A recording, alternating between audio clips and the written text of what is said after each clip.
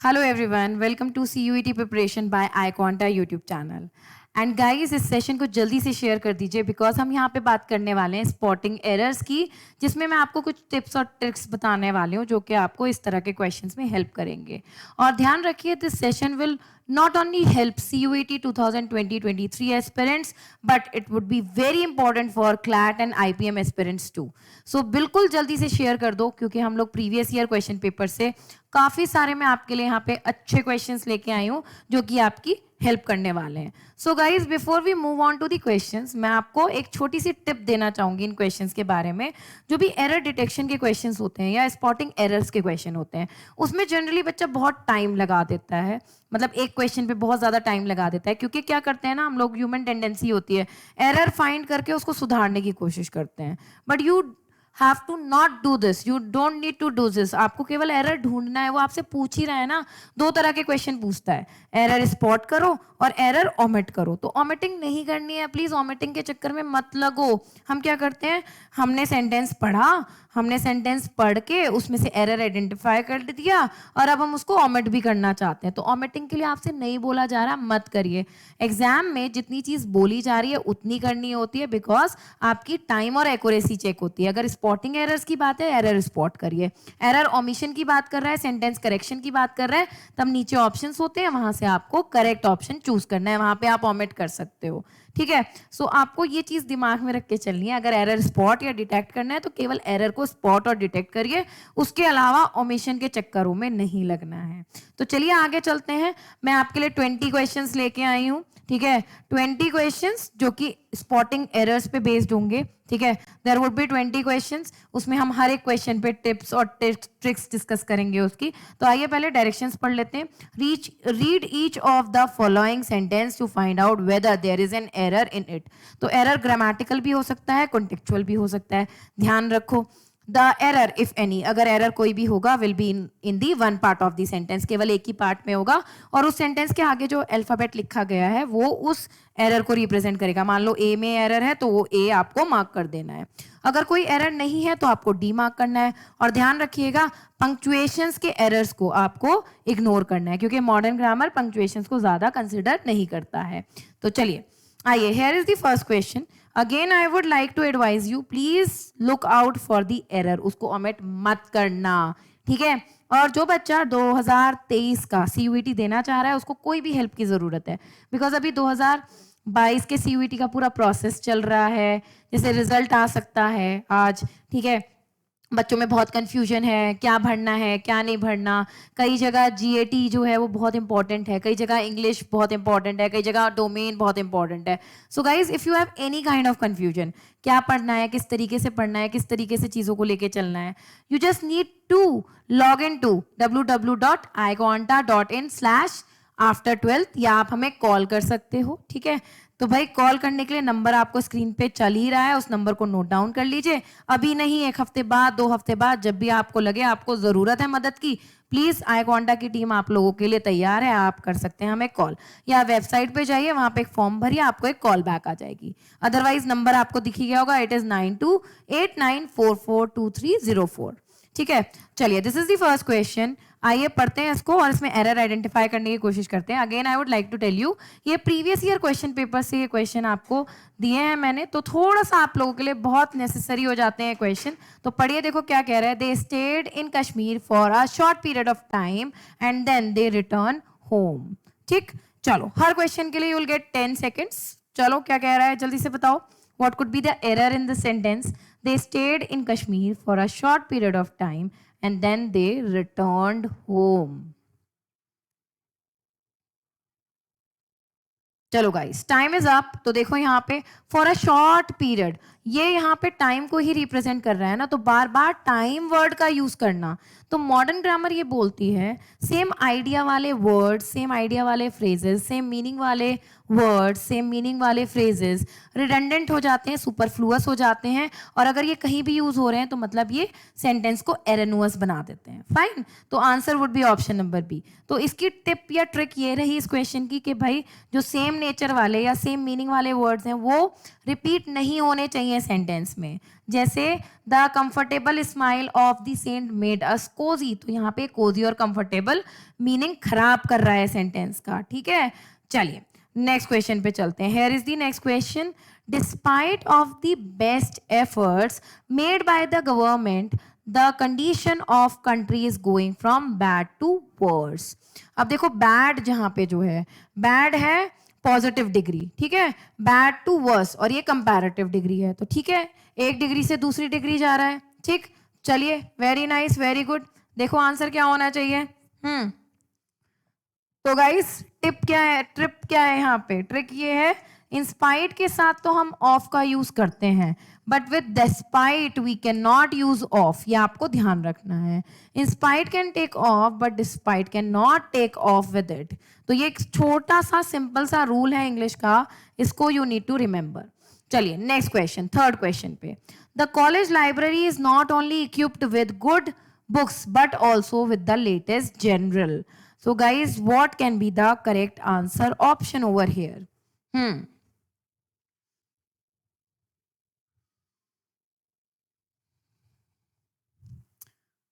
The college library is not only equipped with good, very good books but also with the latest generals. So guys this is the error of parallelism. Parallelism क्या कहता है, ध्यान रखो कि ये not only के साथ एक तो बट ऑल्सो यूज करेंगे, ध्यान रखना, not only will take but also, और यहाँ पे टर्म 1 आएगा, टर्म 1 जो पैरेलल है, और यहाँ पे टर्म 2 आएगा।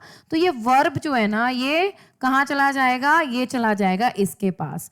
तो क्या कह रहा है, the college library is equipped with, है ना, वो इक्विप्ड है, क्योंकि इक्विप्ड जो है वो किसको किसके बारे में बता रहा है, कॉलेज लाइब्रेरी के। इक्विप्ड विद नॉट ओनली, ठीक है, नॉट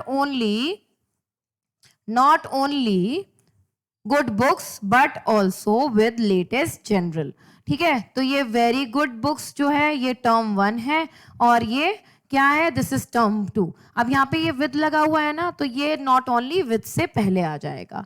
तो करेक्ट आंसर क्या हो गया आपका, option number A is the correct answer option.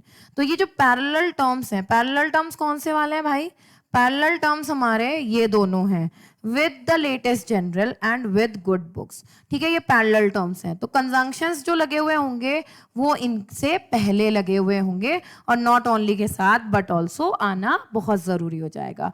तो this thing is very very important for you. चलो जी फोर्थ क्वेश्चन की तरफ चलते हैं।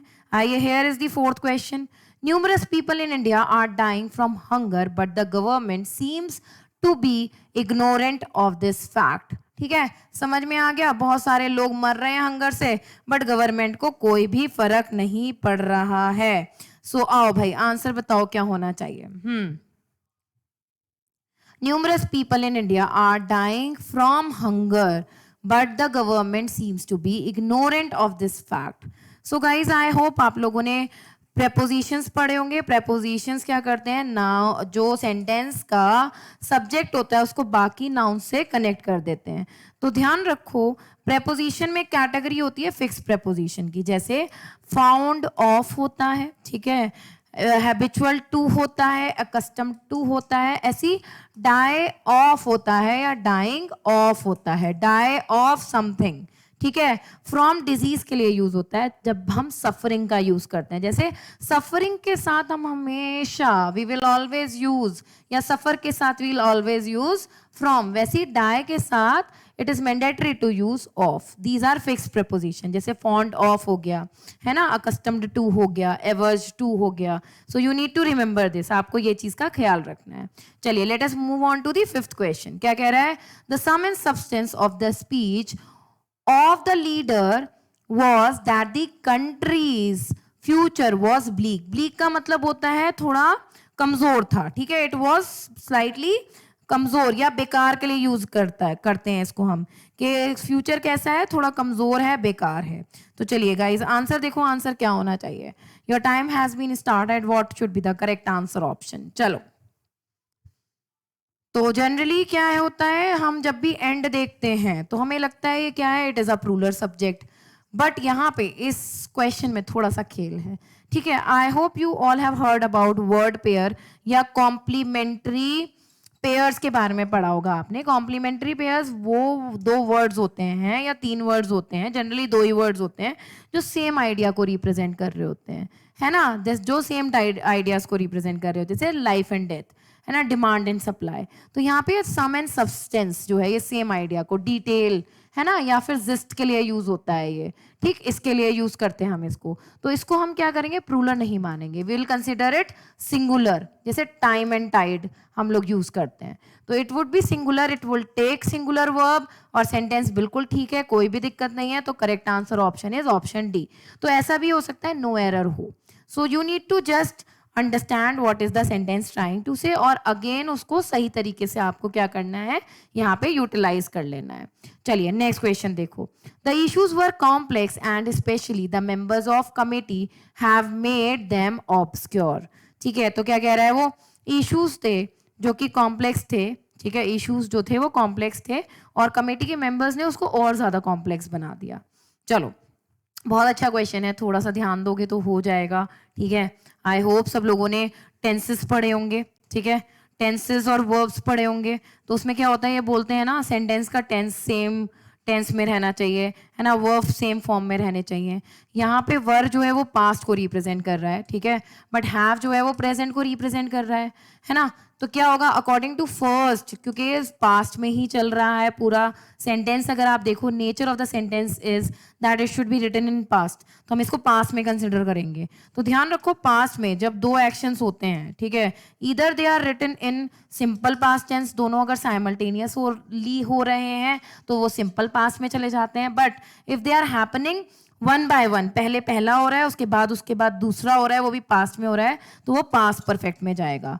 So if you closely analyse this sentence, तो ये एक्शन तो पहला एक्शन है, ठीक है, सॉरी क्या होना चाहिए, ये एक्शन तो पहला एक्शन है and this action is the second action, ठीक है, और ये दोनों साथ में ही हो रहे हैं, बट यहाँ पे हैव नहीं आएगा, यहाँ पे हैड आएगा, ठीक है। It will not take have, it will take had, because ये पास्ट में जाना, पास्ट में जाएगा, ये पास्ट में जाना चाहिए, पास्ट में जाना चाहिए। तो ऑक्सिलरी वर्ब भी जो यूज होना चाहिए वो पास्ट टेंस का यूज होना चाहिए। So guys let us move on to the 7th question, और मैं आपसे एक बार रिक्वेस्ट करूंगी, please like and share the session, जल्दी जल्दी लाइक और शेयर कर दो। चलो तो क्या कह रहा है देखो जरा, व्हाट इट इज सेइंग, एक बार जल्दी से, I thought that he would come and give me the latest information about the patient. Answer बताओ क्या होना चाहिए, I thought he would come, ठीक लिखा हुआ है, वुड के साथ फर्स्ट फॉर्म आती है, कम और गिव बिल्कुल ठीक लिखे हुए हैं, come and give me latest, latest की भी स्पेलिंग सही लिखी हुई है, इन्फॉर्मेशंस नहीं होता है, इट इज इन्फॉर्मेशन, वो भी सही लिखा हुआ है, अबाउट द पेशेंट बिल्कुल ठीक लिखा हुआ है। तो इन टोटल अगर आप देखोगे the sentence is appropriate, it is grammatically right, कोई भी दिक्कत नहीं है इसमें, बिल्कुल ठीक है। तो आप लोग क्या कहते हैं भाई लोगों, ठीक है या नहीं ठीक है, बिल्कुल ठीक है, बिकॉज क्या कह रहा है, आई थॉट मुझे लगा था, ही वुड कम, ही वो आएगा, वुड के साथ फर्स्ट फॉर्म यूज होती है, वुड शुड कुड के साथ first form of verb use करते हैं हम, he would come and give me the latest information about patient, तो बिल्कुल ठीक है, हो जाएगा, कोई दिक्कत नहीं है। चलिए आगे चलते हैं 8th क्वेश्चन की तरफ। I was surprise to know why had he turn down such a good offer of marriage. मैं सरप्राइज हूं ये देख के कि उसने क्यों मना कर दिया, उसने क्यों मना कर दिया इतने अच्छे मैरिज प्रपोजल को। टर्न डाउन का मतलब होता है डिनाई कर देना, it is a phrasal verb, ठीक है, it is a phrasal verb, जैसे लुक आफ्टर एक फ्रेजल वर्ब होता है, टर्न अराउंड एक फ्रेजल वर्ब होता है। सिमिलरली हमारे पास ये टर्न डाउन भी फ्रेजल वर्ब है, जिसका मतलब होता है किसी चीज को मना कर देना, किसी चीज को क्या कर देना, किसी चीज को मना कर देना। सो गाइस क्या होता है, जब भी हमारे पास अफर्मेटिव सेंटेंसेस होते हैं तो उसमें क्या करते हैं हम लोग, वाई जो होता है, WH वाले वर्ड्स जो होते हैं, कुछ भी हो सकता है, वाई मैं इसको यहाँ पे एज अ एग्जाम्पल मान रही हूँ, वाई के साथ हम लोग क्या करते हैं, वाई के साथ व्हाट वी डू, वाई के साथ हम क्या करते हैं, वाई के साथ हम सब्जेक्ट का यूज करते हैं, उसके बाद हम लोग क्या करेंगे, हम लोग यूज करते हैं ऑक्सिलरी वर्ब का। तो why he had turn down, ठीक है, why he had turn down हो जाएगा, why he had turn down the such a good offer of marriage, उसने क्यों मना कर दिया था इतने अच्छे मैरिज प्रपोजल के लिए। चलिए नेक्स्ट क्वेश्चन की तरफ चलते हैं। Ninth question. Mohan said that he was going to the library and wanted to know that I could accompany him. So guys, answer बताओ क्या होना चाहिए जल्दी से.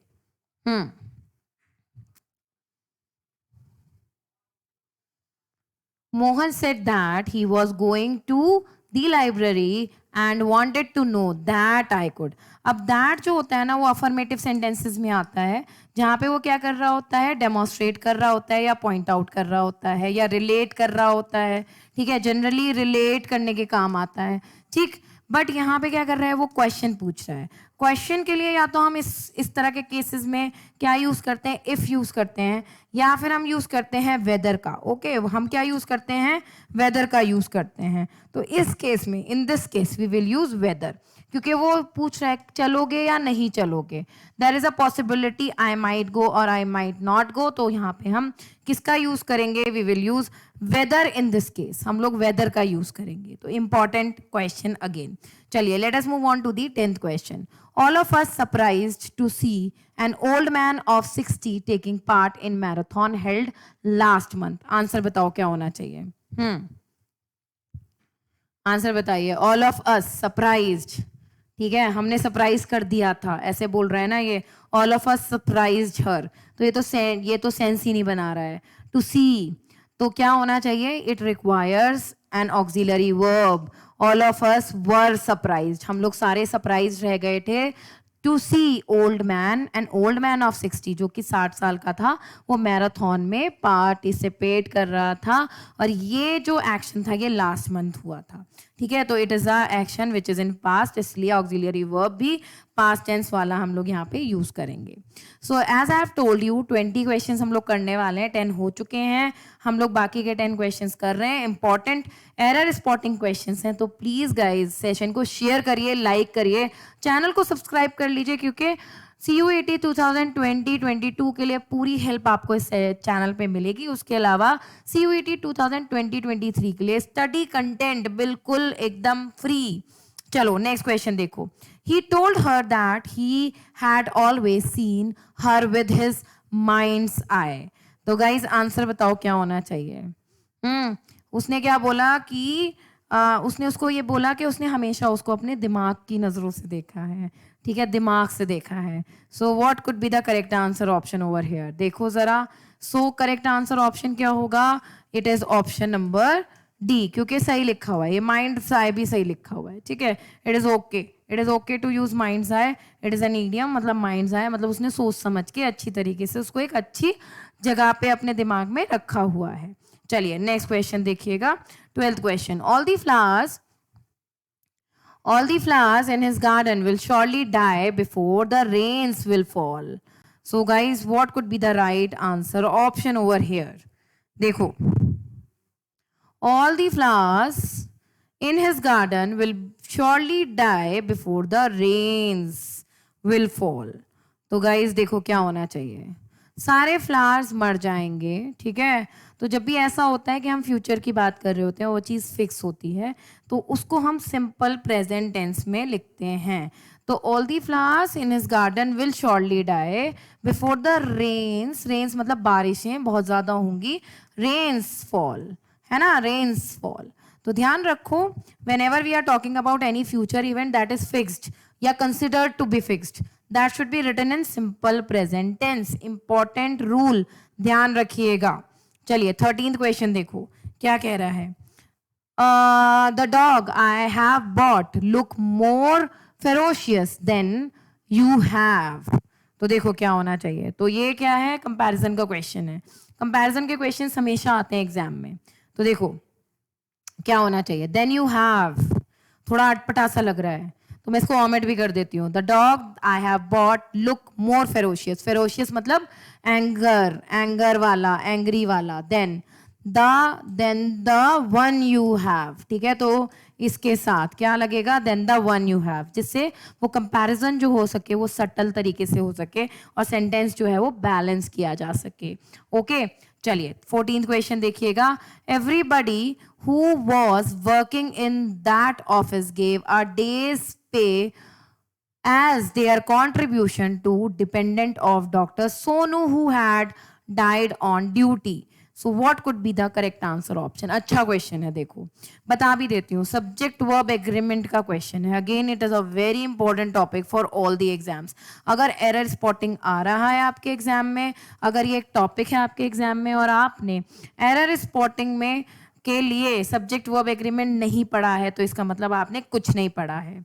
तो ध्यान रखो, everybody it is N indefinite pronoun. ठीक है, इंडेफिनेट प्रोनाउन है और ये हमेशा इंडेफिनेट प्रोनाउंस जो होते हैं वो सिंगुलर होते हैं, बिकॉज ये सिंगुलर पर्सन को डिनोट करते हैं. ये किसी भी पर्सन की बात नहीं कर रहे होते. ठीक है ना, फर्स्ट पर्सन ना सेकंड पर्सन ना थर्ड पर्सन, जेंडर को डिफाइन नहीं कर पाते ये, बट सिंगुलर होते हैं.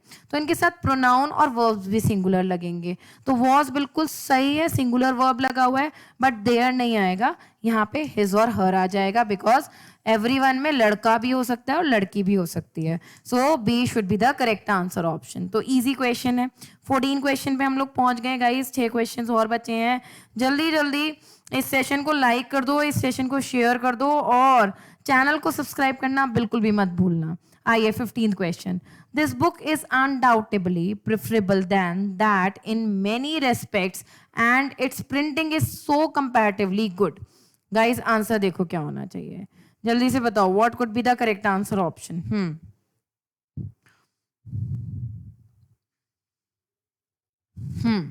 What can be the correct answer option? Also comparatively good, बिल्कुल सही लिखा हुआ है, क्योंकि गुड जो है वो पॉजिटिव डिग्री है. कंपैरेटिवली लग के मतलब ये पूरा फ्रेज जो है इसको बेटर बता रहा है, बेटर. ठीक है, बिल्कुल ठीक है ना. मैनी रेस्पेक्ट्स भी सही है, इट्स प्रिंटिंग भी सही है, बट जैसे अभी मैंने बताया था फॉन्ट के साथ ऑफ लगता है, डाई के साथ ऑफ लगता है, सफर के साथ फ्रॉम लगता है. ठीक है, ध्यान रखो. सिमिलरली प्रेफर या प्रेफरेबल के साथ टू का यूज करते हैं हम लोग. किसका? To. Prefer to, preferable to something. तो ध्यान रखिएगा, विल यूज प्रेफरेबल टू और प्रेफर टू का यूज करेंगे. ध्यान रखना इस चीज का. चलिए 16th क्वेश्चन पे हम लोग आ जाते हैं. तो देखिएगा क्या कह रहा है. The audience will flock, audience जो है वो भर भर के जाएगी, to his concerts to hear him to sing as they perceive a sense of purity and piquancy. piquancy होता है कि अच्छा, जो चीजें जो कानों में लगती हैं, अच्छी तरीके से लगती हैं. in his music that is hard to come by today. so guys what can be the correct answer option? चलिए आपका समय शुरू हो चुका है, ध्यान रखिएगा क्या आंसर होना चाहिए. the audience will flock to his concert to sing, to hear him to sing as they perceive a sense of purity and piquancy in his music that is hard to come by today. so guys answer देखो क्या होना चाहिए. तो देखो, the audience will flock to his concert to hear him. to sing नहीं आएगा, redundant हो जाएगा, यहाँ पे भी to, यहाँ पे भी to, तो ये to redundant है. बाकी सेंटेंस बिल्कुल ठीक लिखा हुआ है. Answer is option number A. चलिए let us move on to the next question. और again I would like to request you to please share and like the session so that everybody can get to know कि भाई हाँ जी 2023 की तैयारी शुरू हो चुकी है आई क्वांटा CUET चैनल पे. सो गाइज नेक्स्ट क्वेश्चन देखो. It is better to stay at home than to walk in the street when there erupts a communal riot in the town. Erupts मतलब होता है कोई चीज स्टार्ट हो जाती है. तो इट इज बेटर कि हम घर पे रहें. ठीक है, it is better to stay at home than to walk in the city where there erupts a communal riots in the town. तो गाइज बड़ा अच्छा सेंटेंस है. ठीक है, और बढ़िया तरीके से इसको ओमिट कर दीजिए कि क्या होना चाहिए इसका करेक्ट आंसर ऑप्शन. ओमिट नहीं करना है आपको, बस मुझे आंसर ऑप्शन बताना है. What is the right answer option guys? It is better to stay at home. क्या होना चाहिए देखिएगा. It is better to stay at home then walk. To की जरूरत नहीं है. It is better to stay at home then walk into the city. तो to redundant हो जाएगा यहाँ पे. Again the correct answer option is option number B. Option number B यहाँ पे करेक्ट आंसर ऑप्शन हो जाएगा. चलिए, under no circumstance we can help you in this illegal work said the manager. चलिए भाई, कह रहा है किसी भी सर्कमस्टांस पे हम तुम्हें हेल्प नहीं कर सकते हैं. सो आंसर बताइए what could be the correct answer option over here. Under no circumstance, क्या कह रहा है? Under no circumstance.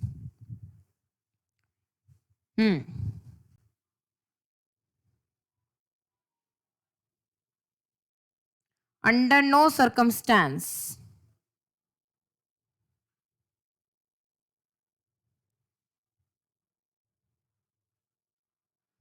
Under no circumstance we can help you in this illegal work, said the manager. Sentence is absolutely correct. कोई भी correction की requirement नहीं है. Answer हो जाएगा option number what? Option number D. चलो नेक्स्ट क्वेश्चन देखो. Second last question है. Not only we lost what he had on our disposal but we also lost our patience. बताओ भाई आंसर देखो क्या होना चाहिए.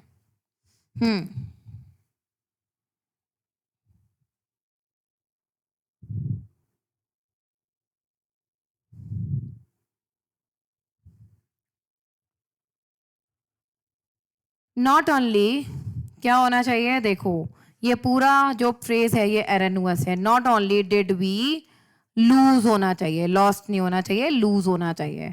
ठीक है. So we have to make this phrase correct.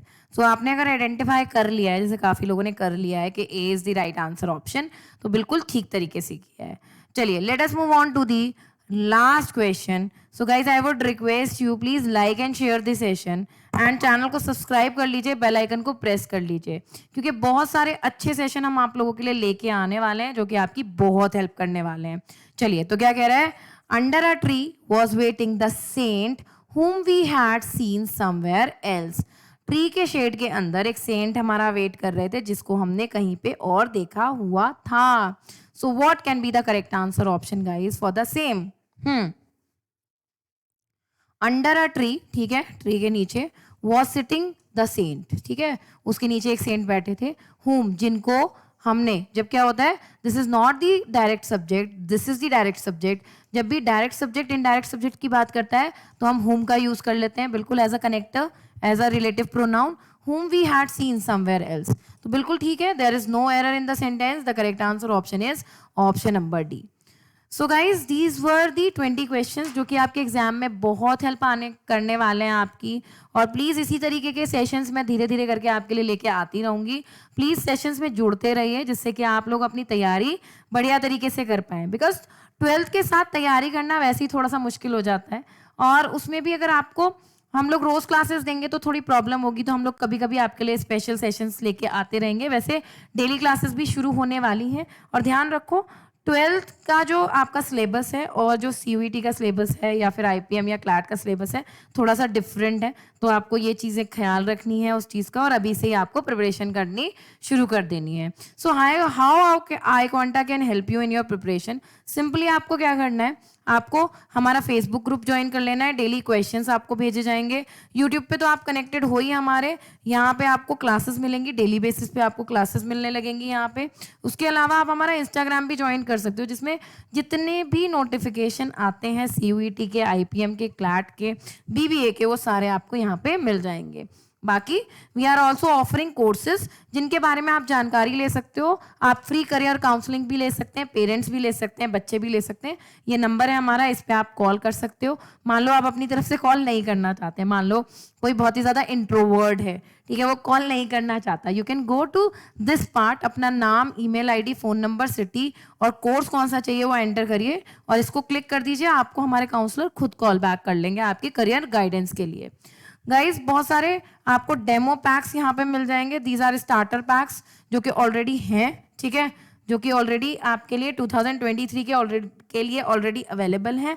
बाकी 1 ईयर और 2 year courses are also available on the website. आपको केवल जाना है www.iquanta.in. देखो सिंपली यहाँ पे लिखा हुआ है ना www.iquanta.in /after12. इस पे जाके आपको, अगर आपको हमारे साथ हमारे पेड कोर्सेज में जुड़ना है, you can just by any course, ठीक है. कैसे लेना है, कैसे परचेज करना है, अगर कोई इंटरेस्टेड है उसको क्या क्या करना है, उसके लिए मैं एक वीडियो डिटेल में लेके आऊंगी, तो आप उसमें भी हमारे साथ जुड़ सकते हैं. ध्यान रखना, ठीक है. For free career counselling parents और बच्चे दोनों इस नंबर पे कॉल कर सकते हैं. दैट इज 92894423 04 इस पे आप हमसे कनेक्ट हो सकते हैं, या जैसे मैंने बताया आप कॉल बैक रिक्वेस्ट करना चाहते हो तो आपको इस वेबसाइट पे जाना है और वहाँ पे जाके आप हमें सिंपली एक कॉल बैक रिक्वेस्ट के लिए एक फॉर्म फिल करके कॉल बैक भी वहाँ से आपको आ जाएगी। तो आपको टेंशन कुछ नहीं लेनी है, आपको केवल क्या करना है, हम लोगों के साथ जुड़े रहना है, यहाँ पे सिंपल इतना काम करना है। तो guys thank you so much for watching. I hope आपको सेशन अच्छा लगा होगा और जो मैंने पढ़ाया वो आपको समझ में आया होगा। बस इसी तरीके से हमारा सपोर्ट करते रहिए, हमारे साथ बने रहिए। डेली क्लासेस हम लोग आप लोगों के लिए लेके आएंगे। 12th के साथ साथ अब अपनी CUET, IPM और क्लैट की तैयारी भी हमारे साथ जोरों शोरों से कर पाओगे। That I can guarantee you, that I can promise you, because we have the best team for all these exam. तो आपको टेंशन लेने की बिल्कुल भी ज़रूरत नहीं है। बाकी मैंने बता ही दिया है, कोई भी हेल्प की आवश्यकता है अगर आपको नीड है, you can go to our website और you can call us on this particular number. तो thank you so much for watching guys. ऐसे ही ख्याल रखिए और प्लीज़ सेशन अच्छा लगा हो तो लाइक और शेयर ज़रूर करिएगा। दोबारा मैं जल्दी मिलूंगी, तब तक के लिए मैं आकांक्षा कुमार आपसे विदा लेती हूँ। आप मुझे देख रहे थे CUET preparation bye iConta YouTube channel पे। चैनल को सब्सक्राइब ज़रूर करके जाइएगा। Keep happy, keep learning and God bless you all.